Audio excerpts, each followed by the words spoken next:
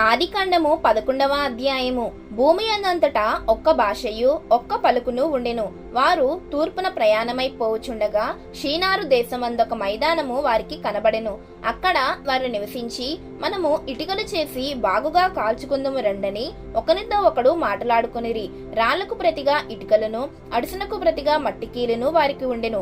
మరియు వారు, మనము భూమి అందంతటా చెదిరిపోకుండా ఒక్క పట్టణమును, ఆకాశమునంటు శిఖరము గల ఒక్క గోపురమును కట్టుకొని పేరు సంపాదించుకుందుము రండని మాట్లాడుకొనగా, యెహోవా నరుల కుమారులు కట్టిన పట్టణమును గోపురమును చూడ దిగి వచ్చెను. అప్పుడు యెహోవా, ఇదిగో జనము ఒక్కటే, వారికందరికీ భాష ఒక్కటే, వారు ఈ పని ఆరంభించి ఉన్నారు. ఇక మీదట వారు చేయదలుచు ఏ పని అయినను చేయకుండా వారికి ఆటంకమేమీయూ ఉండదు.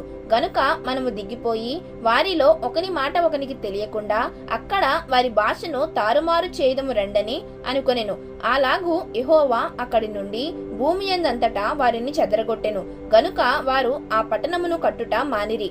దానికి బాబేలు అను పేరు పెట్టిరి. ఎందుకనగా అక్కడ యెహోవా భూజనులందరి భాషను తారుమారు చేసెను.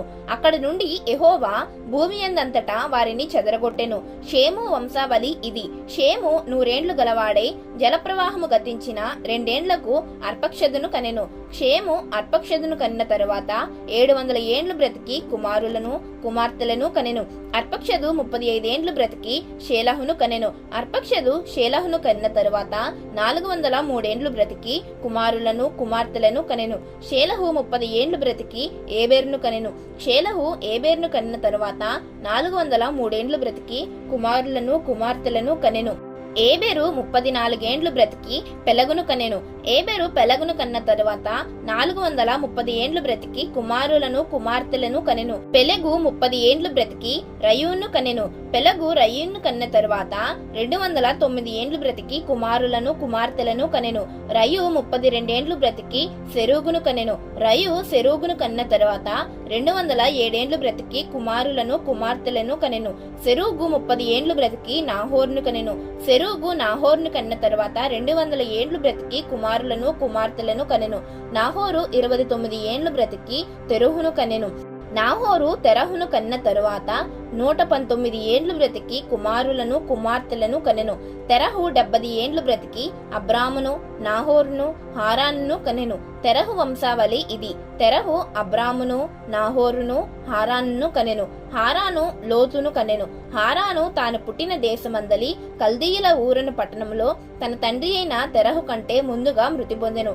అబ్రామును నాహోరును వివాహము చేసుకొనిరి. అబ్రాము భార్య పేరు శారాయి. నాహోరు భార్య పేరు మిల్కా. ఆమె మిల్కాకును ఇస్సాకును తండ్రి అయిన హారాను కుమార్తె. శారాయి గొడ్రాలి అయి ఉండెను. ఆమెకు సంతానము లేదు.